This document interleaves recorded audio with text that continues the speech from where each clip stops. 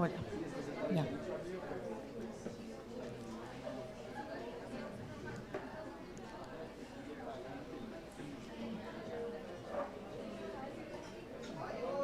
Cuidado con la araña, cuidado con la. Cosas como esas son las que uno escucha frecuentemente. Cuidado con la araña.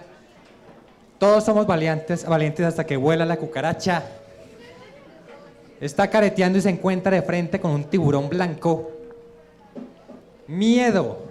Hoy vamos a hablar de miedo y estamos en época de Halloween y nos pareció un buen tema para hablar la ciencia del miedo, porque es que es algo que todos y todas compartimos, el miedo a los animales, unos más que otros, pero a veces surgen preguntas interesantes. Por ejemplo, ¿el miedo será aprendido o será genético? ¿Nace uno con él? ¿Será que un bebé le tiene miedo a una tarántula? ¿O le agarra miedo porque el papá se asustó una vez? No sabemos, ¿o sí sabemos? Y hoy vamos a hablar de esos temas con un panel de expertos en diferentes áreas que tienen que ver con animales que causan miedo o la psicología del miedo. Mi nombre es Carlos Guarnizo, yo soy biólogo y divulgador científico, trabajo en la Universidad de los Andes en el Core de Biodiversidad. También estamos con Sandra Galeano y Vicky Flechas de Ciencia Café para su merced y Kate Media detrás también. Ciencia Café para su merced es una iniciativa de divulgación científica y nos encanta contar los temas de ciencia de diferentes formatos. Bienvenidas y bienvenidos a este episodio que va a ser miedoso. Sin más preámbulos, vamos a presentarles a nuestro panel de expertos. Entonces, tenemos Karen Corredor. Estoy muy asustada. Karen está asustada, pero de otro tipo de animales, los humanos. Karen es psicóloga y trabajó con ratones en su tesis, y miedo y ansiedad, entonces conoce mucho esos temas. Karen ahora trabaja en la Universidad Javeriana, ¿cierto? En investigación y también en la revista Pesquisa, ¿es cierto? Démosle un aplauso a Karen. Hola. Nicolás Reyes. Nicolás trabaja en el Instituto Humboldt con un animal que se ha ganado la fama de ser miedoso, y vamos a ver si es infundada o en realidad no son tan miedosos, que son los murciélagos que uno ve por todo Halloween, por todos lados. Démosle un aplauso a Nicolás.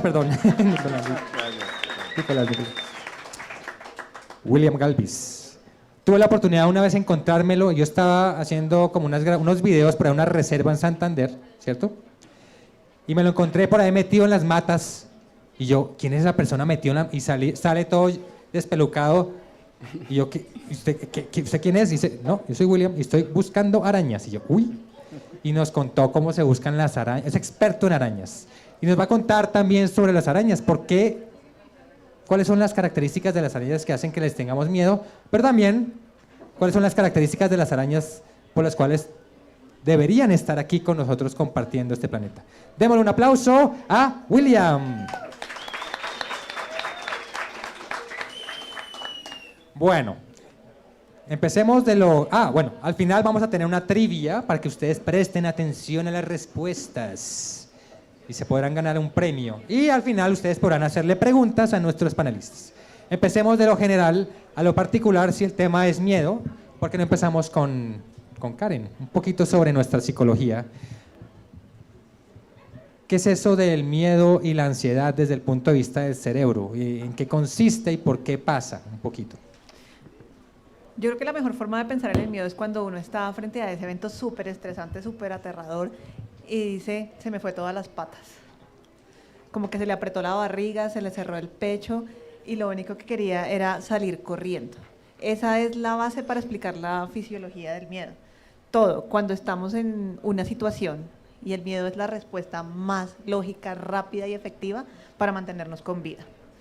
Cuando estamos en la mitad de la sabana africana y se nos aparece un león dispuestos a convertirnos en su almuerzo, lo que se activa, las respuestas que se activan y que el miedo se nos baja las patas es para salir corriendo. El miedo entonces nos permite salir a ponernos a salvo, nos permite en algunas ocasiones quedarnos lo suficientemente quietecitos como para pasar desapercibidos, que eso lo hace uno cuando llega tarde a clase y no estudió, trata de pasar lo más desapercibido posible, Pero en últimas consecuencias y cuando ya no hay nada más que hacer, el miedo también nos llena como de esa valentía insospechada para pelear.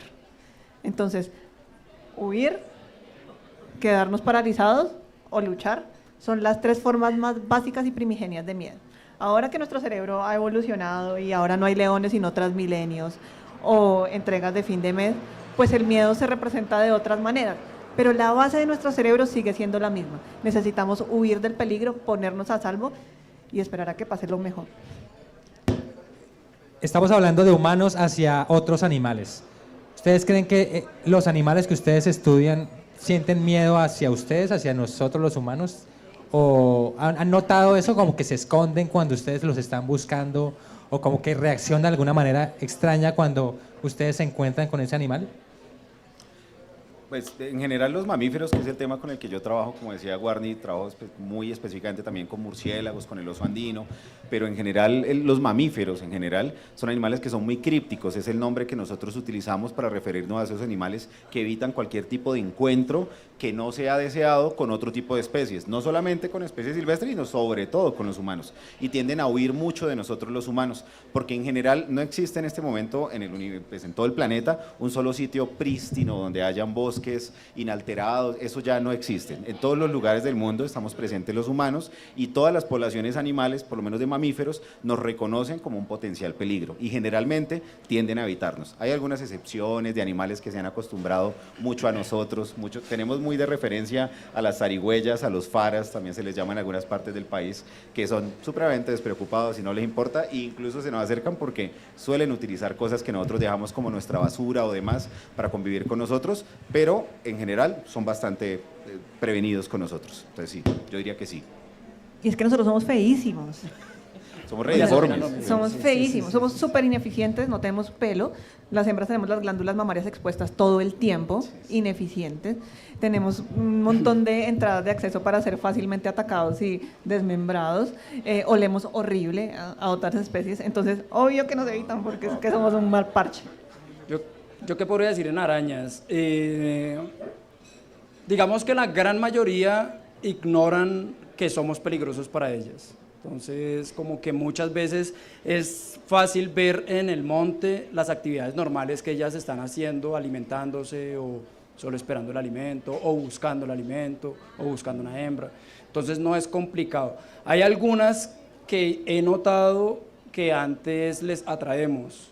Entonces, en el monte uno se sienta muchas veces a descansar o, bueno, lo que esté haciendo uno allí, y ellas ven otro color o ven otra textura diferente a lo que suelen ver en el monte y se ven atraídos hacia uno. Entonces uno está sentado o las personas con las que uno va acompañado y normalmente llegan ellas con hilos cayendo encima como, oiga, esto es como un espacio nuevo que no he visto, unos colores nuevos que no he visto, es algo que de pronto puede atraer bichos de otra categoría que me puedo comer, entonces llegan a ser curiosas encima de uno. Entonces, pero el resto de los bichos con los que uno se encuentra en el monte normalmente ignoran si uno es peligroso o no. O sea, como que entre más cercanos estén a los humanos, a los mamíferos, como que los comportamientos también se parecen más a los de nosotros, y entre más lejanos, pues es más difícil como extrapolar comportamientos, ¿sí? Como... Sí, sí. Bueno, la pregunta que yo hice al comienzo, ¿el miedo a los animales viene metido en nuestros genes desde que estábamos en las sabanas africanas para huir del león, o es aprendido por la reacción de nuestros padres o tíos? ¿Qué dice la psicología moderna? Pues es como de las dos cosas. Hay un software de instalación en el que a cualquier primate le ponen una cosa parecida a una culebra en el piso y vamos a brincar, a buscar árboles para protegernos. De hecho, hay experimentos controversiales, pero muy interesantes, en el que se ponía a algunos primates culebras de plástico y ellos inmediatamente generaban la reacción de huir y de retirada de ese estímulo peligroso. Y cuando les lesionaban la amígdala, que es una estructura fundamental para el procesamiento del miedo y el significado del miedo en nuestro cerebro, cuando se lesionaba esa estructura, no reconocían el estímulo como algo peligroso. Incluso cogían la culebra de peluche de plástico y se la ponían en la boca y empezaban a jugar con ella. Entonces sí hay software de instalación sobre todo estos animales que vienen por nuestra vía baja. Nosotros al bipedestar perdimos mucho control como de la parte inferior de nuestro mapa sensorial, llamémoslo así. Entonces todo lo que venga por vías bajas pues va a ser peligroso porque nos va a llegar de sopetón y nos va a poder hacer daño. Entonces estos llamados rastreros o estos animales pequeños que llegan de súbito a nuestro campo visual nos tienden a asustar y nos tienden a evocar respuestas de retirada para ponernos a salvo.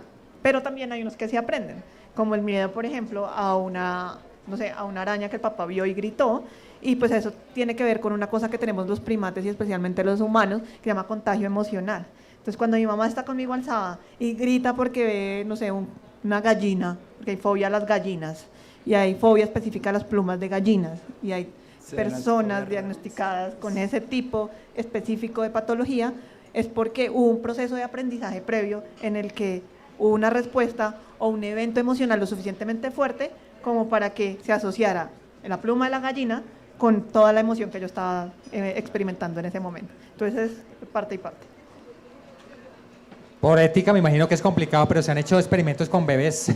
Sí. A ver si se asustan con cierto tipo. Así nunca hayan visto una serpiente, se asustan. Hay unos experimentos que fueron paradigmáticos en la historia de la psicología que se hicieron con el pequeño Albertico o Little Albert. Y pues fue un man que se llamaba Watson, que es como uno de los primeros que empezó a hablar de conductismo y de la interacción entre los estímulos y las respuestas. Y Watson cogió al pobre Albertico y le ponía conejitos bonitos, tiernitos, bonitos, bebés súper, súper agradables a la vista. Y cada vez que Albertico iba a tocar el conejo sonaba un ruido muy fuerte. ¡Pah! Y Albertico se asustaba. Con el tiempo y muchas veces, entre muchos sonidos fuertes y muchos conejos, muchas repeticiones, pues Albertico empezó a desarrollar una respuesta emocional muy exacerbada a la mera cosa, algo parecido a un conejo. Entonces se empezó a generalizar, que es otra cosa que hace el miedo en los humanos, porque culpa de esta corteza tan grande que tenemos es que podemos empezar a otorgarle significado a otras cosas.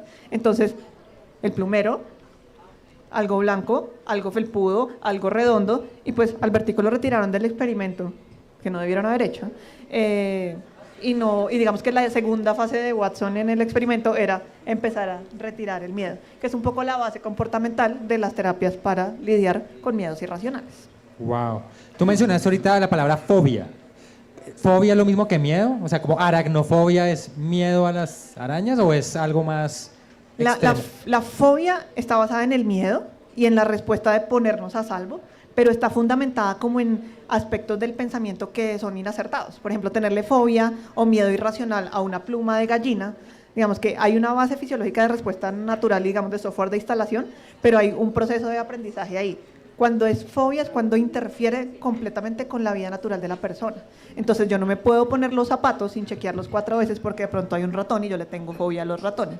O cualquier cosa que pueda relacionarse con ese estímulo que me da miedo de manera irracional e incontrolable, pues yo tengo que realizar como unas conductas compensatorias para cuidarme de esas ratas o de las plumas de la gallina. Pero sí, la fobia es la forma patológica del miedo, y es la forma patológica del miedo cuando la manera en que aprendemos a asociar como cosas que nos pasan, pues digamos que se van por la vía equivocada.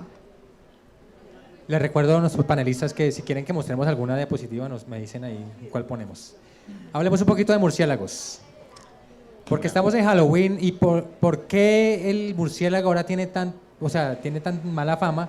Ya vimos que en COVID no ayudó, pero desde antes de COVID, ¿por qué no una ardilla que son tan parecidos? ¿Por qué como que los ratones, las ratas, los murciélagos tienen esa connotación de miedo? ¿Se ha estudiado eso? ¿Se sabe?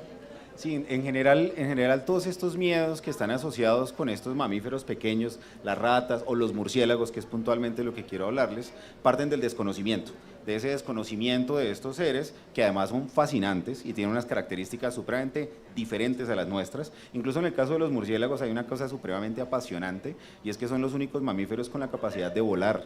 O sea, ni siquiera nosotros, ni siquiera un ratón, ni siquiera nos imaginamos lo que es volar, no en un avión, sino volar con nuestro propio deseo, movernos a donde queramos, dar una pirueta, atrapar esto acá, percharnos allá. Eso del ser algo como tan distinto, tan ajeno a nosotros, siempre inspira cierto temor. Entonces, parte un poco de eso, y ahí me voy a meter un poquito con, no espero ser muy demorado con esto, muy extendido, pero parte un poquito con todas estas leyendas europeas de Europa del Este, donde se empiezan a asociar los murciélagos con todo lo que tenía que ver con lo malvado, las brujas, los demonios, incluso antes de que entrara dentro de eso la figura, digamos, del chupasangre, incluso antes de que se supiera que habían murciélagos que chupaban sangre, pues que no la chupan, la lamen realmente, pero que se alimentan de sangre, antes de que se supiera eso por parte de nosotros los humanos, por la humanidad, ya se asociaban los murciélagos con brujas, con demonios, con cosas así, porque se asume como un ser nocturno, extraño, pero todo parte precisamente de ese desconocimiento. Fue después cuando se descubrió, para eso explicamos a los naturalistas que en Sudamérica empezaron a describir especies, Linneo, etcétera, se descubren estos murciélagos, que hay 3 solamente, son solo 3 especies de las más de 1400 que hay en el mundo que se alimentan de sangre, se descubrieron, entonces se hizo el clic y se relacionó que entonces esos demonios de allá de Europa también seguro se alimentaban de sangre. Eso realmente no hacía parte de las leyendas originales en Europa. Entonces empezó a relacionar todo, y como el Drácula está tan relacionado con las fiestas pues que se celebran en el día de Halloween, por eso siempre ha habido una relación de los murciélagos con este terror del Halloween, pero realmente lo que son es unos animales fascinantes, la verdad. O sea, ahorita cualquier cosa hablamos de lo fascinantes que son. O sea, está sugiriendo que historias que vienen de fuera del país están alterando nuestra percepción de la biodiversidad criolla, estilo, no sé, se me ocurre un hipopótamo, por ejemplo.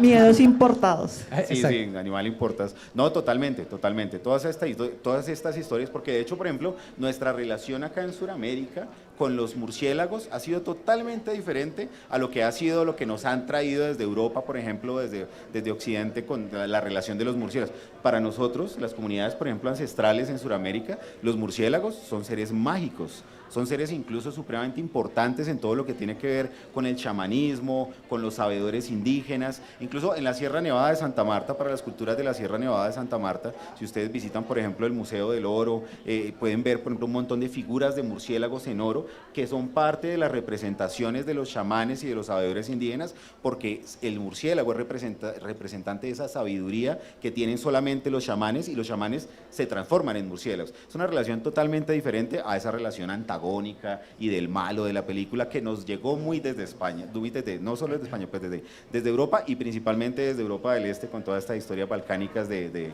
Drácula. Fascinante. ¿Y las arañas? ¿Su merced trabaja con arañas?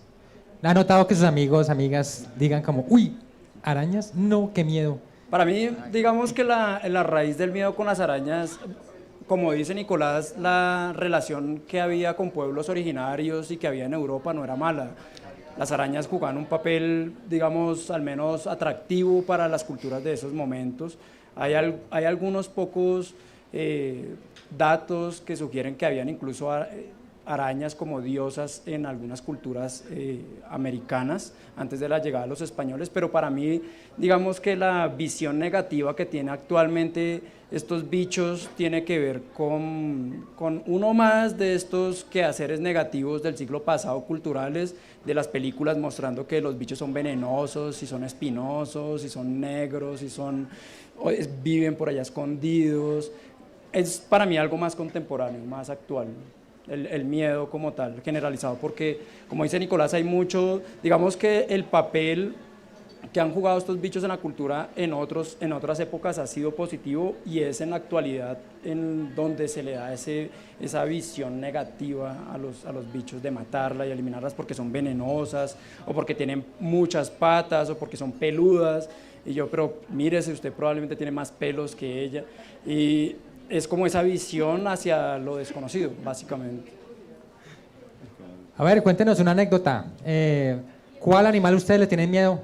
O si no les tienen miedo porque trabajan en el campo de la biología, entonces, alguna amiga, amigo que ustedes digan, les voy a contar una anécdota que una vez pasó, tal vez, a ver. Uy, no, yo les tengo una increíble. No voy a decir el nombre de la colega, pero una colega increíble, una herpetóloga, pero fascinante, tremenda, una berraca de campo, que los campesinos cuando íbamos a campo quedaban asombrados porque, pues ustedes saben, las comunidades locales, e incluso yo le tengo yo le tengo muchísimo respeto a la serpiente, o sea, yo cuando veo una serpiente y estamos en muestreo, yo llamo al herpetólogo o a la herpetóloga, yo no le meto mano yo, pero bueno, esta chica llegaba y se lanzaba así entre los matorrales y cogía la serpiente súper venenosa así de bueno, y los campesinos quedaban como, uy, qué mujer tan berraca.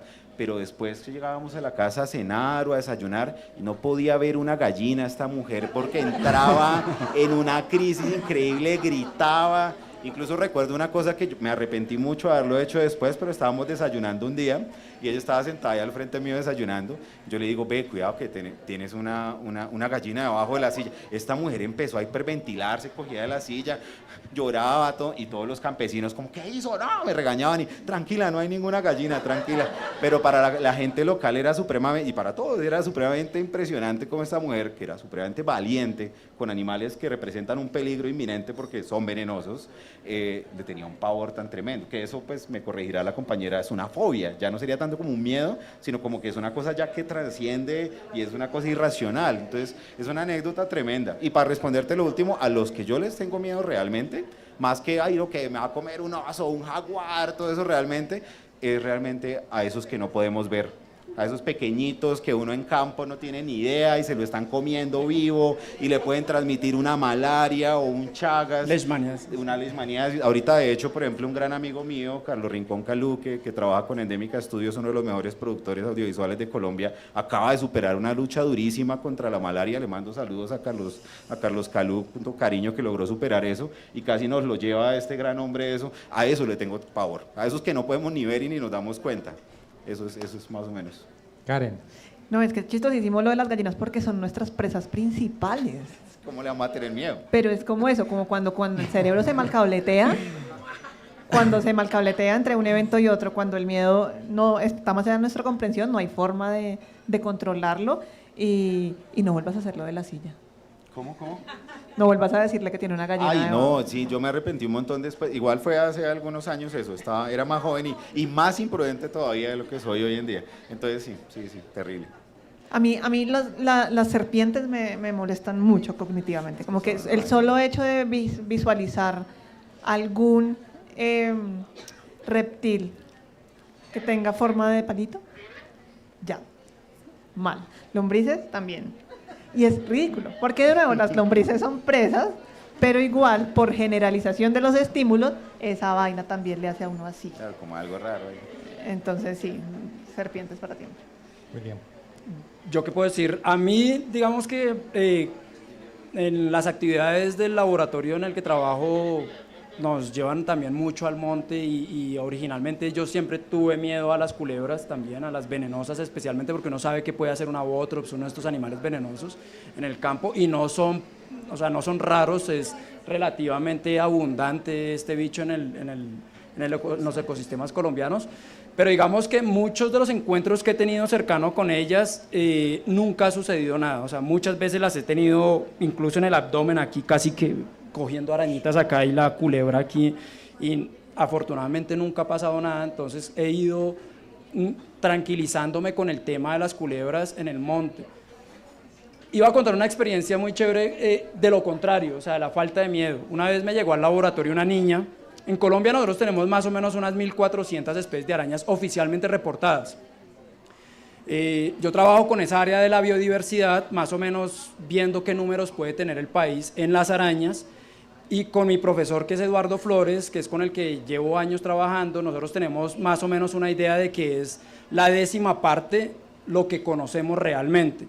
¿Sí? Si nosotros tenemos 1.400, al menos estamos entre 15.000, 20.000 especies de arañas sin ningún problema para el país. Entonces, lo primero que yo digo al respecto es como, usted le tiene miedo a algo que es omnipresente, porque las arañas viven con usted todo el tiempo, en sus casas, en sus camas, en la noche mientras duermen. Hay una fauna, y de hecho estamos trabajando actualmente en eso, que es la fauna de arañas de Bogotá, que es una fauna compleja en el sentido de que hay muchas especies que son endémicas y que viven acá con nosotros o que vienen traídas por los colombianos humanos de otras partes del país y viven y se han adaptado perfectamente a Bogotá, otras que vivieron en Bogotá antes de que nosotros llegáramos y otras que vienen introducidas de otras partes del mundo, desde arañitas milimétricas de 1 milímetro o menos de 1 milímetro hasta arañitas más grandes que seguramente se han encontrado en algún momento en sus casas. Entonces, uno le huye, o sea, las personas le huyen al miedo de algo que convive con ellos todo el tiempo. Entonces, eso es lo primero. Y lo segundo, la experiencia, es lo de la niña. Me llegó una niña, o sea, de 1.400 especies de arañas con potencialmente otras 14.000 por describir, me llegó con una de las realmente venenosas. Colombia tiene 3 especies que son realmente venenosas y peligrosas para el humano. Una de esas tiene efectos neurológicos, otra tiene diversos efectos, pero son peligrosas realmente, y hemos recibido casos de personas que se han muerto con esos bichos, porque nos preguntan qué grupo de arañas es el que lo mordió o el que la mordió.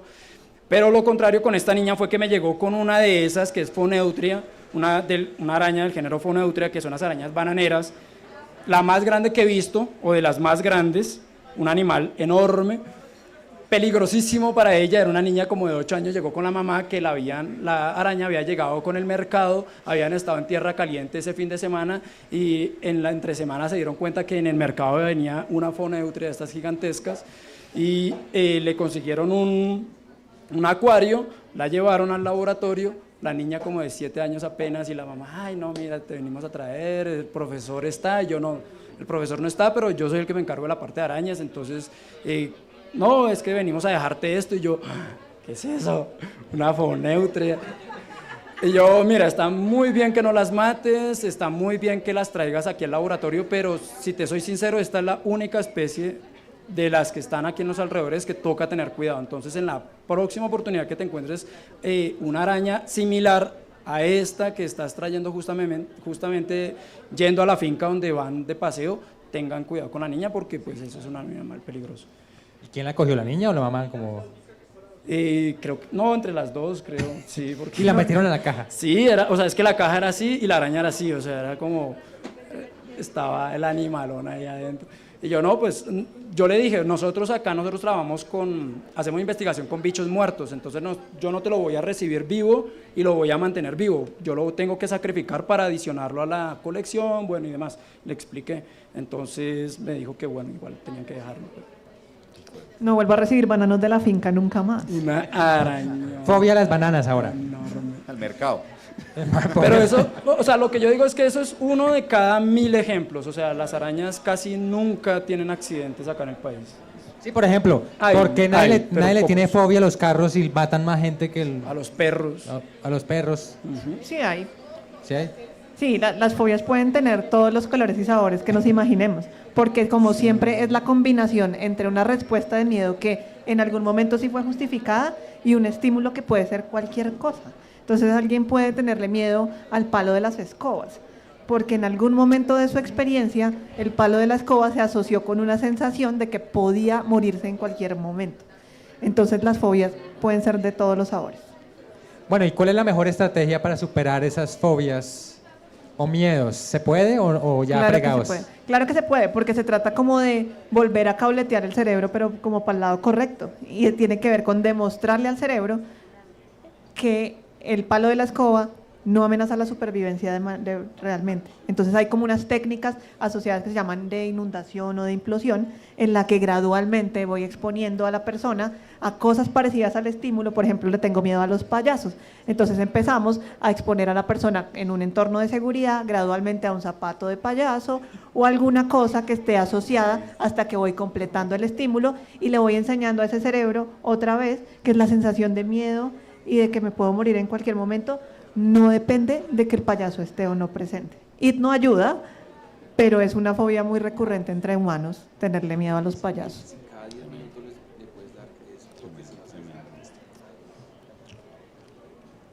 O sea, se logra. Se logra. Y cada vez la neurociencia va desarrollando más estrategias. En principio son comportamentales, pero incluso nos podemos ir acercando a técnicas en las que nos ayudamos con electroencefalografía en ir entendiendo los estados fisiológicos de la persona e irles otorgando un significado nuevo a esa alteración, a la respiración agitada, a la tensión muscular, a la sudoración. Es un camino que hay que recorrer, que requiere mucha paciencia, no solo pues de parte de quien padece la fobia, sino pues de todo su contexto. Bueno. Yo creo que desde la perspectiva muy de biólogo, digamos, y no de esa especificidad que tiene la compañera, que además yo estoy fascinado escuchándola, pero siento que el perder un poco el miedo hacia en general las especies animales, que es típico que se le tengan miedo en las comunidades, sobre todo que más habitan con estas faunas silvestres en las comunidades rurales, tiene que ver con conocerlas, con conocerlas más allá de saber que existen, porque algún día me la encontré, digamos, en el sendero, etcétera, sino saber ese animal qué hace, cómo es, cómo funciona, qué papel cumple dentro del ecosistema, para qué está ahí o por qué está ahí, un poco entender un poco eso, porque muchos de los miedos, yo creo, y me dirá la colega, parten es de eso, de la ignorancia, del desconocimiento, porque cuando uno no conoce algo y se le ve, y lo que tiene es solamente como una pequeña proyección de lo que tal vez es eso, uno se imagina a esos murciélagos, ponerle como un demonio, una cosa con unas proyecciones extrañas que deben servir seguro para atrapar a la humano y comérselo,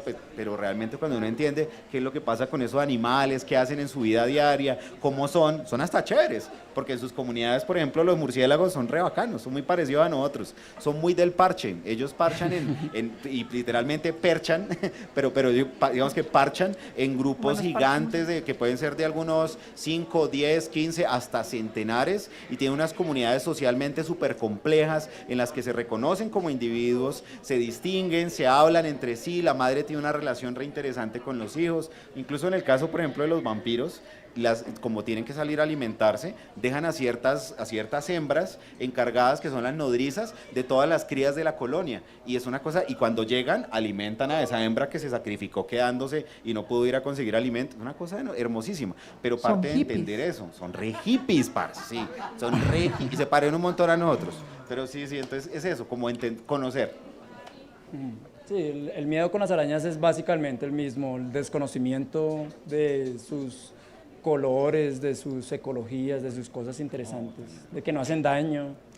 Hablemos de eso mismo, de algunas características que hacen a estos animales que les tenemos pavor y miedo, tan importantes para la naturaleza, para los ecosistemas e incluso para nosotros, los seres humanos.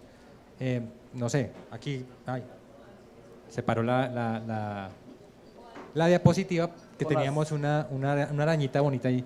Las arañas, o sea, alguien que le pregunte, porque siempre pasa, alguien pone en redes sociales, mire la araña que me encontré, o abre una puerta a 1 millón de arañas, y casi todo el mundo responde, mátenla con lanzallamas, ¿sí?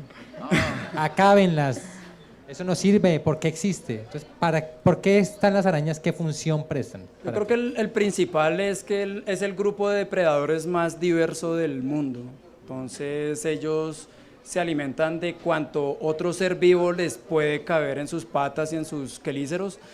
La gran mayoría de lo que uno se encuentra aquí en regiones tropicales es de menos de 1 centímetro, y en el resto del mundo, incluso aquí en la región tropical, la mayoría de la diversidad está por debajo de los 8 milímetros.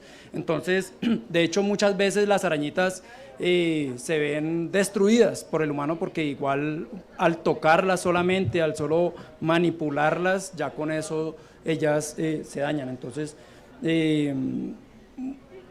su papel, digamos que el de cazadoras, más o menos, digamos que hay algunos trabajos que han demostrado, o bueno, han numerado esto, han hecho modelos para tratar de determinar qué impacto tienen en los ecosistemas, y uno de esos números así chéveres de decir es que más o menos cazan entre unas 400, 800 millones de toneladas de insectos anuales en el planeta, y eso es algo similar a lo que manejan las ballenas en los océanos de consumo de krill y de fitoplancton y zooplancton. Entonces, digamos que si uno evalúa el peso en términos de números en los ecosistemas, tienen un peso muy grande.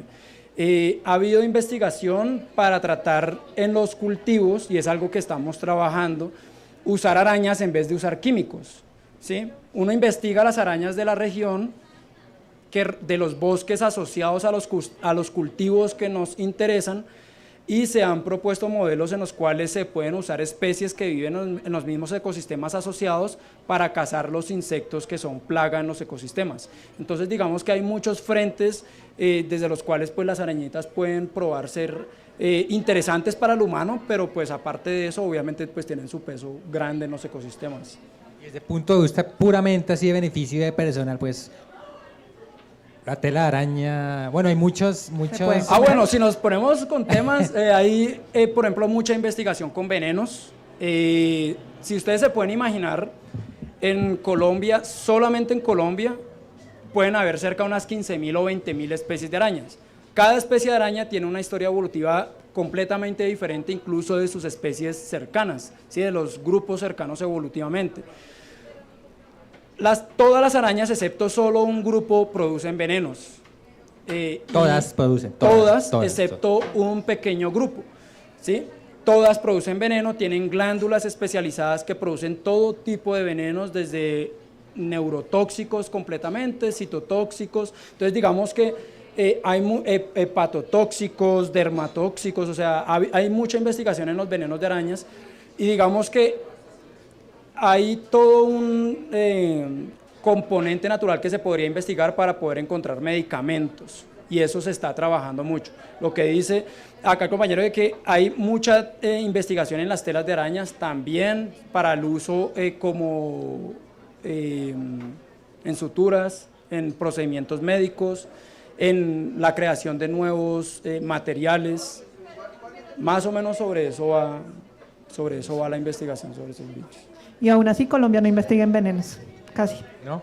No, somos muy poquitos, incluso estamos importando antivenenos, cuando tenemos aquí biodiversidad de venenos. Es como cada especie es como una fábrica que lleva millones de años especializándose, y un país megadiverso pues tiene millones de fábricas independientes. Sí, porque ustedes escuchan del acetaminofén. El acetaminofén es solo un compuesto, los venenos son una sopa de miles de compuestos.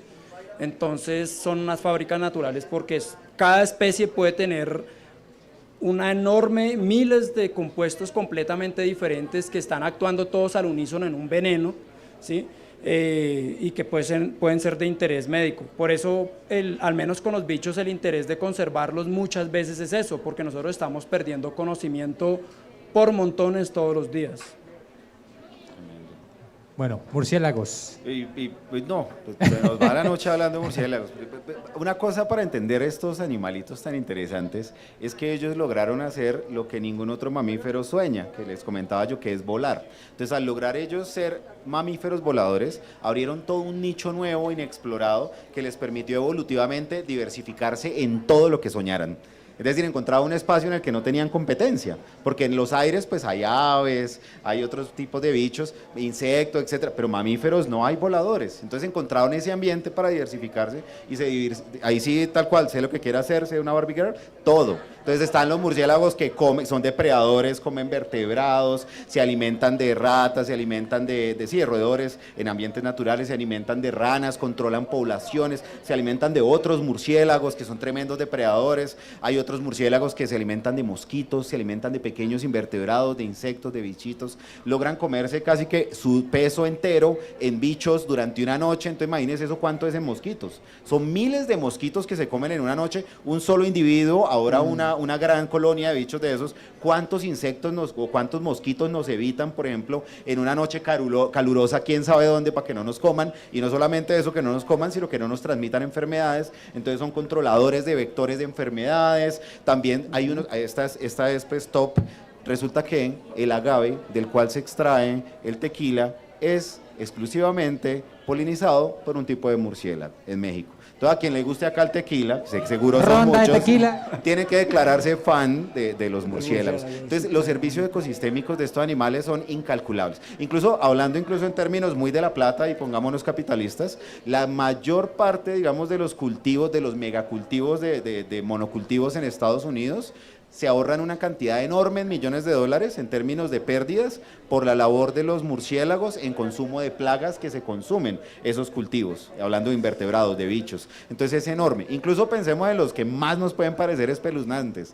En el mismo vampiro común, por ejemplo, que es una de las 3 especies que consume sangre, el Desmodus rotundus. Estos animales son tan fascinantes, por ejemplo, que tienen en su saliva dos agentes, uno que es anestésico, para que la presa no se dé cuenta que la acaban de morder y que le están lamiendo ahí con su lengüita la sangre, y otro muy clave que es anticoagulante. Nosotros cuando tenemos una pequeña herida, al toque ya nos sale costrica y ya. No, este coagulante que está en la saliva hace que siga sangrando y sangrando, pues no por chorros, pero sí la gotica, la gotica, la gotica, y ese anticoagulante se ha usado como principio para desarrollar medicinas que logran prevenir trombos en personas que se les coagula la sangre, les genera trombo y los puede matar o les puede generar un ACV o otro tipo, digamos, de patologías o de cuadros. Entonces son fascinantes, tenemos de todo para hacer con esos bichos. Ahí está. Y eso que estamos hablando solamente de 2 animales.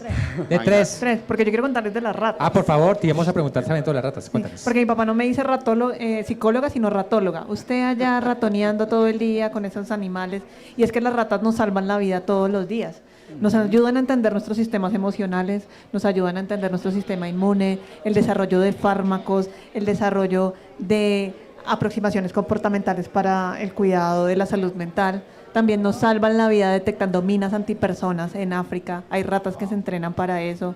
Hay ratas que se entrenan para la búsqueda y la detección de drogas, para la detección de enfermedades. Las ratas nos salvan la vida de muchas maneras. Entonces, creo que, pues sí, sabemos que en la naturaleza son plagas, que son presas. Yo creo que sería muy buen negocio comer carne de rata, pero yo no me atrevo. No como carne de sujeto experimental por principio.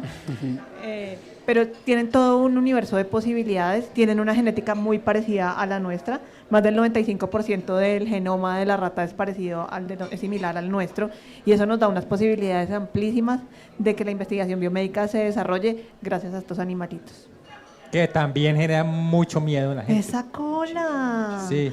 Eres como súper miedoso lo de la cola, lo del mordisco. ¿Qué haces si te muerde? Pues espero que me suelte, porque la grande y predadora soy yo, no es culpa de la rata. Sí. De todos ha habido películas de terror. Ratas asesinas, murciélagos asesinos, arañas asesinas, todo hay asesinos. ¿Cuál es la relación entre el miedo y otros trastornos de ansiedad? O sea, ¿cómo hay que alguna relación que has encontrado tú en tus estudios? Sí, el miedo es como esa base de lo que nos pone a salvo, ¿no? Ya sabemos que es como la reacción que nos mantiene vivos, y cuando se traslada a otros dominios del comportamiento es cuando suceden cosas como los trastornos asociados a la ansiedad. Entonces, una ansiedad generalizada es un miedo a un estímulo incontrolable que está en el futuro, que no puedo controlar, que no puedo predecir. Entonces, es un miedo basado en algo que no está presente, y eso es lo que conocemos como ansiedad. Entonces, casi todos los trastornos de ansiedad están basados en esa falta de control de esa respuesta tan innata, porque no podemos tener el ejercicio de controlar nuestro ambiente. Y es algo fundamental en nosotros como primates y en casi todos los animales. El animal que tiene una predicción y un control sobre lo que va a pasar a su alrededor es un animal que no va a ser estrés, que es la otra línea como que se asocia mucho a las respuestas de miedo. Cuando un animal no tiene control, sabe de dónde viene la comida, a qué horas cambia la luz de oscuridad, dónde está el acceso al alimento, dónde está el acceso a refugio, es un animal que no va a estresarse. Y si no se estresa, no se alteran los procesos metabólicos y no ocurren procesos de enfermedades que pueden ser metabólicas o de salud mental. Y nosotros en el laboratorio estudiamos eso, y estudiamos cómo cambiar ciertas cosas alrededor del animal derivan en estrés y por tanto en alteraciones asociadas a la emoción como el miedo. O sea, se han hecho muchos descubrimientos sobre, no sé, estrés, ansiedad El estrés en humanos. Las ratas nos han dado mucha información sobre el estrés postraumático, por ejemplo. ¿Sí? Sobre la manera como un evento tan comprometedor para la seguridad de una persona puede corregirse basado en principios del aprendizaje. Y eso lo hemos aprendido con ratas en cajitas de laboratorio. Wow. Es que son muy guau.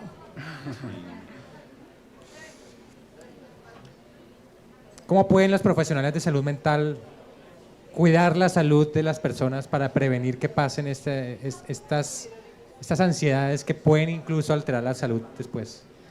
Yo creo que el primer paso es como hacer un ejercicio de entender lo que sucede a nuestro alrededor, de reconocer esos estímulos que nos pueden causar estrés y darles un lugar también. Y creo que la mejor forma de que los profesionales de la salud mental puedan ayudarnos es que nosotros como individuos nos dejemos ayudar también. Y que si hay algo que se sale de control, si hay un estrés incontrolable, una fuente de ansiedad que se sale de lo que es normal dentro de mi propia línea de base, por decirlo de alguna manera, pues nos demos la oportunidad de de, así como vamos al gimnasio, pues ir a consultar un profesional de la salud mental. Creo que haría un mundo mucho más bonito si además de abdominales hiciéramos fitness cognitivo. Tomen terapia, por favor. Sí. ¿Cuál es el logo de la WWF? Un panda. ¿Por qué no es una araña? ¿Por qué no es un escorpión? ¿Por qué no es un murciélago? La pregunta es, ¿cuál creen ustedes que es el efecto del miedo de los animales en su conservación? ¿Cuál creen que hay alguna relación entre la conservación de estos bichitos que les tenemos miedo y nuestra relación con ellos?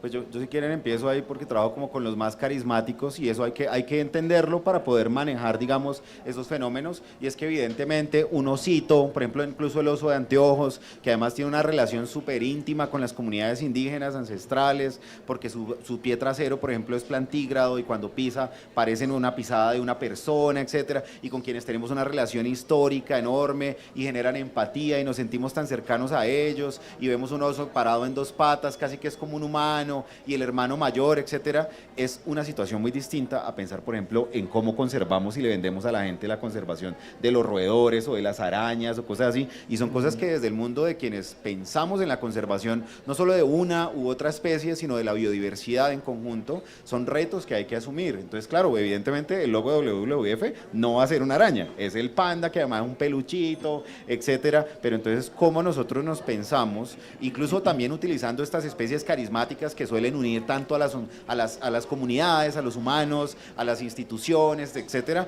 también pensarnos la conservación de grupos que tal vez no son como tan fashion o tan vendibles, porque es que todos son importantes y muchos de esos pequeñitos que son como el patito feo de la historia son tal vez mucho más importantes que esos grandotes gigantes. Entonces, no, totalmente de acuerdo, infiere un montón el hecho de que un animal sea o no carismático, incluso en términos de dinero. ¿Qué tanto dinero hay en términos de institucionales, de financiación de programas, de planes, de acciones concretas para pensar, por ejemplo, en el plan de conservación de la araña tal versus el programa de conservación del oso andino, ponele? Entonces son cosas que hay que mirar, no porque esté mal pensar tampoco en la conservación del oso andino. Yo de hecho trabajo con esa especie muy fuertemente y estamos pensándonos de hecho el Plan Nacional de Conservación del Oso con el Ministerio, pero la cuestión es eso, cómo lo articulamos todo, porque es que no es solamente una especie, la conservación hay que pensarla a nivel ecosistema. Entonces sí, yo dejo esa reflexión ahí nomás porque además es complejo el tema. William, ¿tú has visto que te ha tocado más difícil a ti conseguir dinero para proyectos que la gente que trabaja con el oso, con el delfín rosado? Claramente, sí. Digamos que para complementar lo que dice Nicolás, es cierto. Digamos que las mejores experiencias que nosotros hemos encontrado con los proyectos de trabajo y de investigación en la universidad y fuera de ella, es justamente llevarles, mostrarles a la gente, a los campesinos, a los que trabajan allá directamente, a los guías ecoturísticos, a la gente que está trabajando en el campo ahorita, mejorando justamente esas condiciones de desarrollo económico rural, que estos bichitos no generan daño en absoluto, no son peligrosos en absoluto, pero la única forma de uno hacer eso justamente es estando en campo con ellos, caminando en la noche, cuando uno se encuentra la tarántula, se encuentra la araña, mire, o sea, acérquese, mire, le explico como, mire, ellas atrapan bichos, ellas están aquí para otras razones ecológicas más que para atacarlo a usted. Entonces, con esas pocas personas en los cursos o bueno, en los talleres que hemos tenido la oportunidad con esas pocas personas de mejorar esta visión acerca de los bichos, pues lo hemos logrado hacer, pero sí, efectivamente, digamos que ese desconocimiento y ese miedo está generalizado en el país, está generalizado en otros países de la región y justamente es un problema porque casi que la gente se siente orgullosa de matar los bichitos, es como, no, yo maté una así de grande, qué día, y yo, bueno, está bien, sí, o sea, el papel negativo que tienen los bichos ya lo conocemos y justamente la idea que tenemos con los proyectos es ir y explicarles que no, son peligrosos. Una anécdota, en la Universidad de los Andes, aquí al lado, un profesor y una estudiante encontraron una cucaracha nueva para la ciencia. Y entonces me pareció muy interesante, entonces yo dije como vamos a hacer un concurso para nombrarla con los estudiantes y hacer una campaña porque era una cucaracha diferente a las demás, una cucaracha sin alas, una cucaracha que se alimenta de madera, es pariente de las termitas, pero parece cucaracha y es una cucaracha pequeña. Entonces, el reto era cómo hacemos para contar la historia. Entonces decimos, bueno, hagámosle como, porque es que la gente va a tener el sesgo y apenas ve a la cucaracha, cambia, no va a ver ni siquiera la pieza porque va a ver la cucaracha y le va a dar asco. Entonces, ¿cómo hacemos? Hagamos un cómic, una caricatura que se vea como más cute, más, y contamos la historia, la historia natural, las cosas, y después al final sí de pronto mostramos la foto para calmar los ánimos. Pero es difícil porque como participan muchas personas, entonces al final como que se hace todo el esfuerzo y al final el que decide qué foto poner, puso la foto de la cucaracha, literal, la pieza, el frente, lo que se llama la miniatura del post, es la cucaracha, la foto. Entonces, claramente muchas personas no van a lograr acercarse al animal.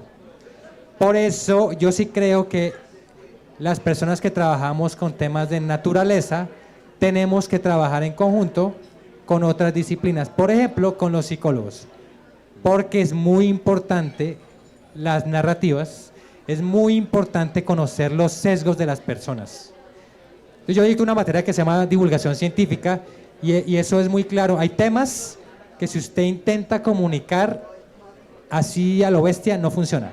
Por ejemplo, si yo quiero comunicar a terraplanistas que la Tierra no es plana, muchas veces el instinto natural, porque lo he visto 1000 veces, para divulgar, es hacer memes burlándome de los terraplanistas.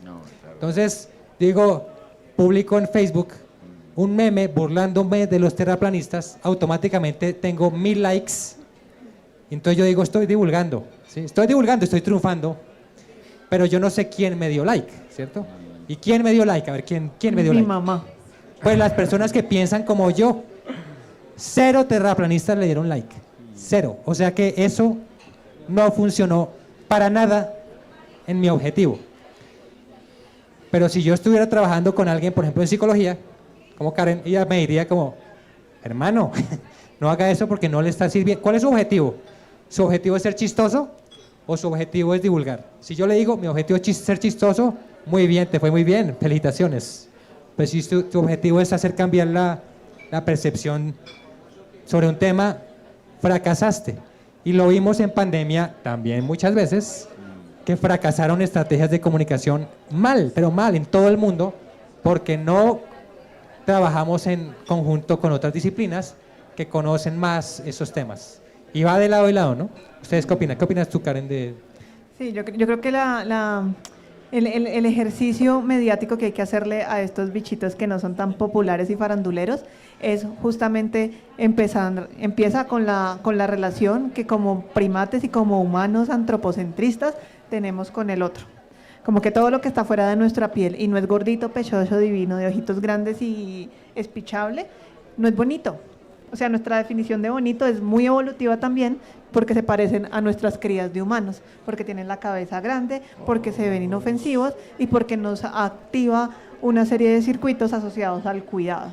Si no nos activan eso, pues no se les da tanta plata para Que cuidar. además somos horribles los humanos, o sea, cualquier otro mamífero nos ve y somos re deformes, no tenemos hocicos, una cara toda achatada, tenemos la nariz entre los ojos, o Sin sea, dientes. cualquier animal decente nos ve y dice, esa vaina qué es. Sin uñas. Aparte por eso tal vez nos Sí. tienen miedo. Y depende, y me imagino que tú sabes de esto de, incluso Disney, esta compañía tan grande, uno puede ver la evolución de Mickey Mouse.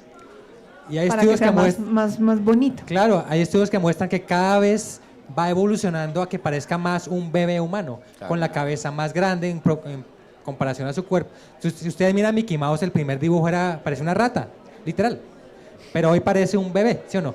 Sí. Y es porque tenemos el sesgo y nacemos con él. Sí, necesitamos relacionistas públicos de la ciencia que nos ayuden a transformar la percepción y la fama social De los de algunos bichos. animales. Y así como le dicen a uno como háblame sexy, entonces quizás decir háblame nerd y háblame bichosamente. La bichota. Suena Ella está genial. resignificando el término y nos está dando como ya bicho no es una mala palabra. Exacto. Bueno, para terminar, denos un dato curioso de sus animales. Pues el tema del miedo, pues que ustedes sí crean que es miedoso en realidad. O que, a ver. No, pues les voy a hablar del vampiro, por ejemplo, ya que estamos hablando de estos animales así asociados a estas épocas de Halloween y que nos dan miedo. Los vampiros realmente son animales que pues, yo les tengo una fascinación increíble. Al vampiro común, por ejemplo, hice mi tesis de pregrado con esa especie, Desmodus rotundus se llama, y es un animal exageradamente inteligente. O sea, es un animal que de hecho el neocórtex de él, que es la parte muy relacionada con la inteligencia en el cerebro, en proporción a su tamaño, es mucho mayor que en la mayoría de mamíferos. O sea, en comparación, ponerle con un elefante, lo tiene más grande en el elefante, pero en relación con el tamaño de lo que tiene un elefante y lo que tiene un murciélago, es mucho más grande en él y tiene una cantidad, digamos, de comportamientos tan complejos y elaborados que son de depredador. Entonces, este animal, por ejemplo, fíjense en esto, este animal se alimenta de la sangre de presas que tienen 200 veces su tamaño. Pongan al lado una vaca y un murciélago vampiro. Y estos animales tienen que alimentarse de esa presa sin que esa presa se dé cuenta, porque esa presa hace y lo aplastó. Entonces son animales que tienen una sagacidad y que de hecho en términos de su desarrollo, porque yo mucho de lo que estudio en los mamíferos es su desarrollo, tienen una estrategia digamos, son reconchudos y viven con la mamá hasta allá re grandes, porque además le tiene que enseñar la mamá todo eso, cómo se va a alimentar, cómo va a acechar la presa. Estos animales no pueden caerle encima a la vaca y de una vez, digamos, de sopetón, porque la vaca se da cuenta, ponele hablando como ejemplo de una vaca, tienen que caer al suelo, caminar por el suelo, que es otro aspecto fascinante de estos animales. O sea, la mayoría de murciélagos son retorpes caminando en el suelo. Estos animales corren, saltan, nadan, tienen una agilidad, digamos, en el suelo y en otros medios que no son el aire. Entonces caen cerca de la vaca, la van acechando, van para aquí, van para allá, esperan el momento exacto, llegan y ¡tin!, hacen la primera incisión. Entonces el animal sentirá algo, como, uy, ¿qué fue? Pero ya empiezan a actuar ahí lo que les hablaba, esos componentes de la saliva, y ya el animal estando cebadito con eso, van detrás de él y van lamiendo. Incluso hay videos muy lindos de sainos silvestres, con cerdos silvestres, caminando, y detrás el murciélago alimentándose de las paticas de ellos. Una cosa increíble, entonces son fascinantes. Entonces una cosa que me parece un poco espeluznante de ellos, pero pues es como mi manera de verlo, es cuando uno llega a las redes y los capturan, estas redes que uno usa para ponerlas y que ellos no son capaces de detectar, y cuando van volando caen ahí, quedan enredados. La mayoría de murciélagos que uno llega a coger son así todos como, ¡ah, lo va a morder, deme un dedo que se lo muerdo ya! Así, ¡ah! Este animal es callado y tranquilito. Llegas y te analiza desde que empiezas a acercarte a la red, mira qué haces, si coges la bolsa, si te agachas para amarrarte el zapato, está todo el tiempo analizándote y viendo en qué momento va a tomar una decisión trascendental. Y como son tan ágiles, muchas veces se vuelan de las redes, llegan y hacen un giro y dices, pero porque te estudiaron todo, estudiaron la red, no es una reacción así como, ¡ah! No, esos animales son, de una mente increíble. A eso me paré como, wow, me da una fascinación y escalofrío al tiempo. Wow, no sabía eso. Vampiros. Increíble. Bueno, y las ratas, algo que tú digas como, wow. A mí me parece encantador que cuando las ratas quedan preñadas, cuando hay la monta, y luego llega un macho más sexy o más grande, absorben los embriones y quedan listas nuevamente. ¿Qué? Tremendo. ¡Qué putas! Selección básica. O más complicadita, pero muy interesante. Wow. O sea que no meten las patas realmente, porque saben con quién es. Tremendo. O sea, llega un macho más sexy, le gustó más y Reabsorbe. chao. Y chao. Chévere, ¿no? Uno aquí aprende que da miedo, pues. Bueno, ¿y qué te da miedo de las arañas? Pues no miedo a ti, sino como que digas como esto que hace. Por ejemplo, uno ha escuchado que el macho llega y ¡prum!, se lo almuerza la hembra. Este tipo de cosas, ¿qué te parece como...? Bueno, eso es una idea generalizada, hay pocas especies realmente que hacen eso, porque si ustedes lo piensan evolutivamente eso no sería muy útil. Si es, o sea, digamos que sería útil de vez en cuando, más no todo el tiempo, ¿no? Y lo mismo para todas las especies, la gran mayoría de las especies tienen cópulas normales y el macho se va tranquilo, como todo el mundo. Pocas especies realmente No se se ha queda demostrado, el macho. Sí, que el macho o no tiene reacción porque la hembra es muy rápida o realmente es casi que una entrega del macho como un regalo nupcial para la reproducción, que eso se genera, pero es poco. Así como datos chéveres, fascinantes, es que las arañas, digamos que están en la mitad, si ustedes lo ven, dentro de la biodiversidad, están en la mitad entre los animales que se pueden investigar, porque son pocos, o los animales que no se pueden investigar porque son demasiados. ¿Sí? Ustedes ven a las arañas en comparación con los escarabajos o con otros grupos de insectos, aquí en la región tropical ya casi que se hace inmanejable, pero aún así es un grupo enorme que puede o que tiene muchos datos así interesantes. Uno de esos es algo que salió publicado hace poco y es de la única araña que se demostró que puede amamantar. ¿Qué? Y es ¿Mamífero araña? Es una araña saltarina Wow. en Japón. Ella no tiene mamas como los mamíferos, pero sí tiene glándulas que exudan unas gotas de leche en la parte ventral. Además, esta araña no tiene muchos huevos, sino más bien pone muy pocos huevos. Entonces las camadas son de 8, de 5, de 10, de 2, como un perro o un gato. Y de hecho los investigadores se pusieron en la tarea de evaluar cuál era la capacidad de sobrevivencia, ¿sí? Supervivencia de los bichitos una vez se les alimentaba no con leche o con la leche de la madre y se aumentaba considerablemente la capacidad de supervivencia de las arañitas. Entonces es básicamente amamantar leche. Pues la discusión ahí que se generó en la comunidad científica es qué es leche, ¿no? Claro. Leche clean. ¿Qué es? Es un líquido rico en proteínas, en azúcares, bla, bla, bla. Ensure. Hay otra cosa, hay otro dato chévere de un género de arañas que tenemos nosotros justamente aquí en Colombia, de saltarinas también, que son las únicas arañas que son vegetarianas. ¿Qué? Re hippies. Se llaman Sí. María José. Son vegetarianas. ¿Qué comen? Matas. Hojas de plantas. Entonces, digamos, el género se llama vaguera y es chévere porque es justamente esta historia de el niño de la selva, la pantera es vaguera. El género es así, el género tiene unas 6, 7 especies y una de esas especies en México, en la costa yucatana, los investigadores por alguna razón encontraban muchos especímenes de esta especie en la misma especie de árbol. Entonces se pusieron a investigar por qué, o sea, sabiendo que normalmente las arañas están heterogéneamente distribuidas, es muy raro que uno en los muestreos encuentre 1, 2, 3 especímenes de la misma especie. Normalmente son 1 o 2 especímenes por especie de lo que uno encuentra. Las abundancias son muy bajas aquí en el trópico. Entonces el árbol estaba full de esta especie en particular. Se pusieron a observarla y lo que hacía era que encontraron una relación evolutiva en la cual las arañas se alimentan de los cuerpos beltianos, que son las puntas de las hojas de esas acacias allá, porque las acacias desarrollaron esas estructuras evolutivamente para darle de comer a las hormigas, un tipo de hormigas que conviven con estas plantas. Las arañas reemplazaron a las hormigas y se comen las hojas son ricas en lípidos, en azúcares y demás, y conforman poblaciones súper grandes. Hay otro ejemplo muy chévere en África, por ejemplo, también con arañas saltarinas, que es el grupo que investigó acá en el país. Es muy diverso. Sobre unas poblaciones en África que tenían, de humanos, que tienen poblaciones, humanas que tienen problemas con malaria.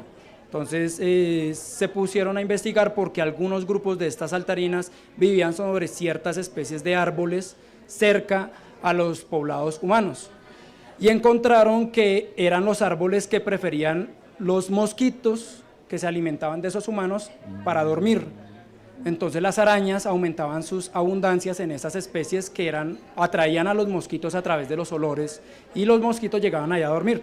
Los investigadores se pusieron a ver qué estaba sucediendo ahí y encontraron que las arañas en condiciones de laboratorio preferían alimentarse de hembras que habían chupado sangre humana que de otras hembras que no se habían chupado sangre humana, o de machos o de juveniles que eventualmente no se alimentaban de sangre. O vampiros secundarios, ponerle una cosa así. Son como vampiros, no se sabe por qué, o sea, apenas está como el reporte de que ellas tienen esta preferencia, pero bueno, eso. A alguien Que le pasen buena sabemos noche bien. esta noche. Pensando en esos animales.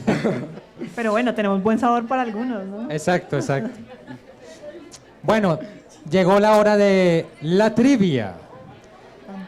Ustedes van a hacerle una pregunta de algo que dijeron al público, no tan fácil, y ustedes mismos escogen quién responde.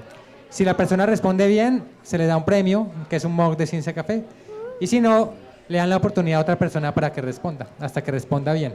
Son 3 preguntas, 3 premios. ¿Listo? Vayan pensando la pregunta mientras yo acá agarro el...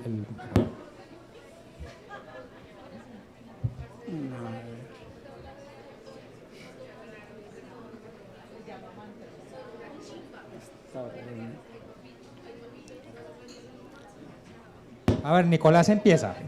Hay una cosa que mencioné solamente una vez en la noche. Lo que pasa es que como acá seguro hay resto de comunidades de biólogos y biólogas, entonces va a ser muy fácil. Difícil. Pero seguro debe haber como un gradiente en el que están más cerca, pensemos más atrás. Por allá. ¿Quiénes están allá? Esas 2 personas, cualquiera ponéis de tú, la de anteojos. ¿Cuántas especies de murciélagos vampiros hay? ¡Upa! Bien, bien. ¡Un aplauso! Seguro es bióloga. Bueno, no, chévere, felicitaciones, bien.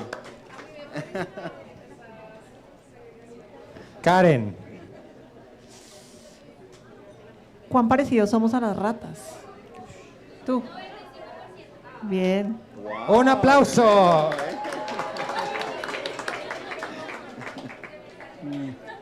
Estaba pensando algo que haya dicho, pero no me acuerdo qué dije.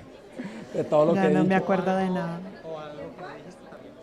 Diste un montón de datos curiosos, así que piensa en alguno. La Alguien que fórmula esté dental de- seguro si aquí en Colombia está la araña más grande y la más pequeña del mundo. Ya muy difícil. La más pequeña. Ahí te ganas el MOOC tú. A ver. No, pero es que no, algo que haya dicho. ¿Cuántas especies hay de arañas en Colombia? Pero él tenía que decir, ¿no? Más Pero o tú menos, tienes ¿no? que... ¿Cuál es la pregunta? Tú tienes que decir quién responde. No. No, esta está bien. ¿Cuántas especies hay venenosas, o sea, peligrosas para el hombre? Ahí en esa mesa. Sí, 3. ¡Un aplauso! 3. Muy poquitas. Bueno, las personas que tengan preguntas sobre miedo y animales para nuestros panelistas pueden venir hasta acá con mucho gusto. Preguntas, aprovechen. Yo tengo una pregunta, pero de lo que decía Nicolás cuando estábamos sentados en la mesa, con el tema de la cancelación, me meto en líos, porque miren, ustedes hablan de ciencia y no hay ningún problema, la gente lo acepta normal, pero si usted ya habla de un tema que puede ser ideológico, la gente empieza a erizarse como a sacar la uña. Me gustaría preguntarle a Karen, y esa es una inquietud que yo siempre he tenido. Usted habla de las fobias, y entendería yo que la fobia sería un término más propio de su disciplina, o sea, tiene una connotación más científica. Me parece problemático cuando esa palabra se traslada, por ejemplo, a temas como los que yo trabajo, que yo soy abogado y trabajo con temas de filosofía del derecho, que las políticas identitarias hoy en día a todo le ponen la categoría fobia. Y me parece que esa es una imprecisión, porque si yo tuviera fobia de alguien sería que tengo entonces un temor irracional a lo que él es, y pues claro, a veces se manifiestan en la sociedad temores irracionales de unos grupos hacia otros, pero no todo prejuicio alcanza el nivel de fobia. ¿Usted estaría de acuerdo con eso que yo estoy planteando, que está siendo mal utilizado el término? Ejemplo, y lo digo yo soy gay, pero a mí me parece que si usted me dice que su religión considera que es pecado la homosexualidad, para mí eso no es homofobia, eso puede ser un prejuicio, pero no alcanza el nivel de fobia. ¿Usted como psicóloga consideraría algo similar, que no toda fobia alcanza ese nivel de temor irracional? Sí, No todo sí, prejuicio. definitivamente es cierto, y desafortunadamente para la salud mental y para la construcción de una salud mental colectiva, el uso de términos a la ligera como las fobias le hacen mucho daño a las personas que de verdad padecen una situación de salud mental. Y puede ser la fobia, o es que yo tengo trastorno obsesivo compulsivo porque lavo la loza todas las noches, y no la persona que se lesiona, se autolesiona sus manos en conductas estereotípicas y repetitivas para completar sus rituales asociados a de verdad un trastorno obsesivo compulsivo, o es que a mí me da ansiedad, y cuando la ansiedad de verdad compromete la supervivencia y la seguridad de una persona, eso hace daño, nos hace daño como sociedad, le hace daño a los pacientes para cruzar el umbral del mito y del prejuicio y buscar ayuda. Entonces, sí, definitivamente hay muchas palabras y muchos términos de la salud mental que se usan a la ligera, que se usan para burlarnos de los demás. El psycho, como dicen en inglés, como es un psycho, ese tipo de términos le hacen mucho daño a la salud mental de todos y le hacen mucho daño a los niños y a quienes están aprendiendo sobre la forma de expresar sus universos emocionales, porque entonces no van a encontrar puertas suficientemente abiertas para cuidar de sí mismos y de los demás. A ti. ¿Más preguntas?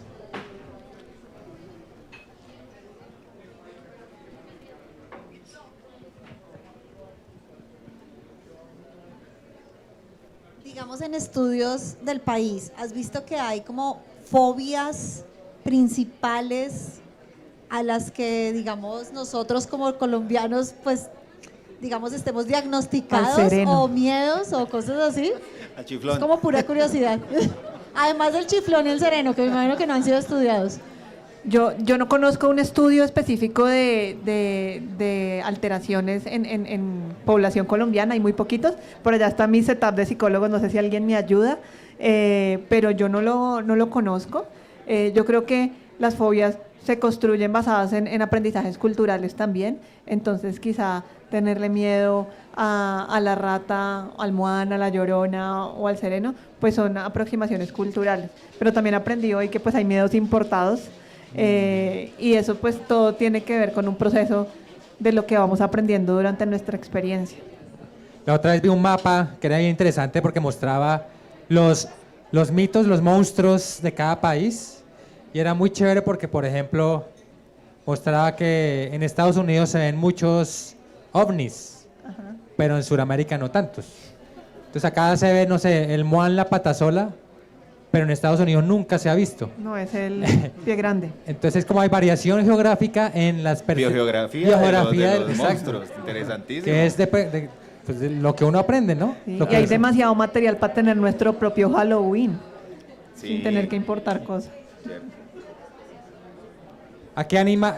Yo tengo curiosidad de la audiencia aquí. ¿Cuál es el animal que más le tienen miedo a ustedes? A ver, Encuesta. encuesta. Cucarachas. Levante la mano, cucaracha voladora grande de Melgar. ¿Quién le tiene miedo? Todo rolo básico. No les Acá. creo. Estoy seguro que si yo te saco una caja con cucarachas, aquí salen corriendo la mitad. Acá meto la cucharada para aquí en Colombia, o sea, más o menos en el Pacífico colombiano y ecuatoriano está la especie de cucaracha voladora más grande del mundo. Más o menos es un diámetro, una envergadura como unos 20 y algo centímetros. Pero venga, usted que es bichólogo, yo también le voy a hacer una pregunta acá al experto. Usted que es bichólogo, ¿sí será cierto eso? Yo siento que sí, pero capaz usted me dice que no, que es una mera impresión, que literalmente la cucaracha voladora lo busca a uno. O sea, ya puede volar a cualquier espacio físico del cuarto. No, pero tiene que volar encima de la cabeza de No, uno. sí, hay Y indicios. no hay, y no hay ¿Qué mejor, pasa ahí? y no hay mejor Ha pasado. termómetro para una relación de pareja que la reacción entre la cucaracha voladora. ¿Dónde lo ponen a usted cuando aparece la cucaracha? Ah, claro, sí, tiene como... Pero sí será alguna Tiene cosa de utilidad. movimiento o algo que un estímulo y van y buscan Sí, el hay- movimiento, no, ¿o qué era? Para mí sí hay una impresión de que ellas buscan una percha alta, entonces si uno está cerca de ellas y está alto, entonces ellas buscan porque ellas no se la pasan volando todo el tiempo. Ah, Pero no Y la serpiente. trabajo con cucarachas, entonces no sé. Sí, la otra vez en un banco en Bogotá sentí una libélula y les tocó cerrar. O sea, el caos tremendo. Sí. una libélula, qué loco. Exagerados. ¿Cuál caída de internet? Sí. Nosotros Una como cucaracha. sociedad biodiversa requerimos que haya mucha mayor educación en los niños y en la educación secundaria con la biodiversidad, incluso como una materia, porque nosotros convivimos con la biodiversidad. Es tan alta que Bogotá, Cali, Barranquilla, Santa Marta pueden estar dentro de las ciudades más biodiversas del mundo a pesar de lo completamente destruidos que están sus ecosistemas. Entonces sí es necesario, porque mucha de la, digamos, de ese temor y de esa destrucción hacia el ambiente, como hemos dicho, proviene de la ignorancia. Bueno, no sé si hay otra pregunta. Entonces, desafortunadamente se nos acabó el tiempo. Nos falta otro Ciencia Café el próximo año. ¿De qué tema es, Sandra? ¿El próximo tema de qué es? ¿Te acuerdas? Pero es un tema fascinante. Para que vengan, recuerden, vamos a estar aquí una vez al mes hablando de temas de Una ciencia. premonición. ¡Ay, un gato negro! ¡Cuidado! Negro. Gato negro acaba de pasarnos por Gato detrás, negro. una premonición. Exacto. Entonces nos vemos en un mes. De nuevo, muchísimas gracias a Casa Magola. Buen día. Un aplauso para Casa Magola.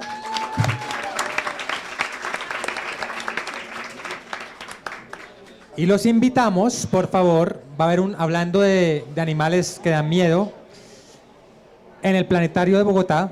¿Cuándo es que empieza? La fecha exacta. El sábado y domingo, la próxima semana, tendremos un evento sobre artrópodos. Y va a haber de todo, películas de artrópodos, películas de miedo, pero también tendremos al final paneles que explican por qué lo que sale ahí es carreta. Artrópodo, bueno, es un grupo de invertebrados que incluye los insectos, que incluye las arañas y todos esos animales que muchas veces generan miedo. Los 100 pies, ahí tenemos la experta doctora 100 pies, para que vayan, van a ver paneles, van a ver emprendimientos, van a ver charlas, van a ver películas ahí en el planetario, para que nos acompañen. Las redes sociales estaremos ahí mostrándoles, ahí en Ciencia Café les estaremos mostrando, pero también en otras redes para que vayan. Entonces, muchas gracias, gracias Vicky, gracias Sandra, gracias Casa Magola, nos vemos en un mes. Chao, chao, chao. Chao.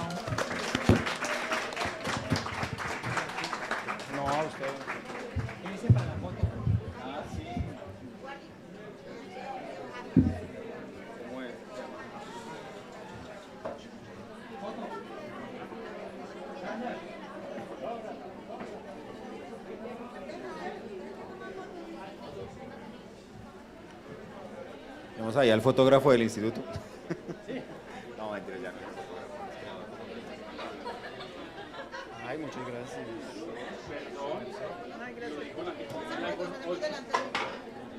Nicolás. Ay, gracias, qué detallazo. Muchas gracias. Sí, adelante el micrófono y...